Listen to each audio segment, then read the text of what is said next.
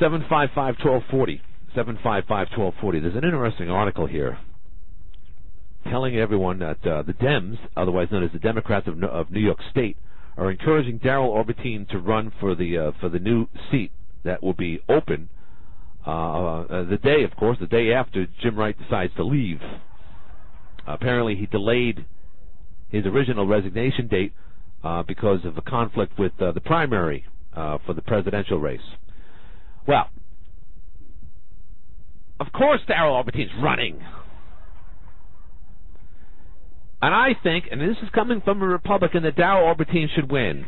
Why? Well, one, it would help us as Jefferson County. Two, he's the man. Privilege does not necessarily mean power. Just because you got the Rockefeller name of Oswego, that being Barkley, doesn't represent entitlement. What's most important is that Darrell Albertine is an upstart person. Darrell Albertine was born without a silver spoon in his mouth. Let's put it to you that way. He was born on a farm. In fact, he still lives there.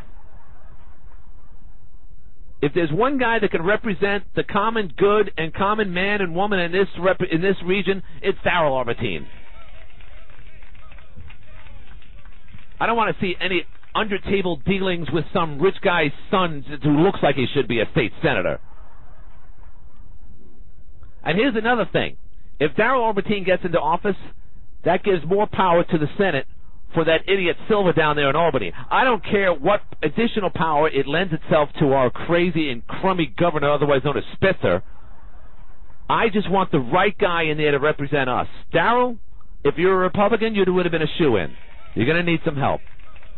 You didn't come from a Rockefeller-style name. But hopefully, Jefferson and St. Lawrence County and those in Oswego County who have half a brain will understand that this is the guy. Does it lend itself more power and more authority to Silver down there? Yes. Does that help Northern New York? Probably.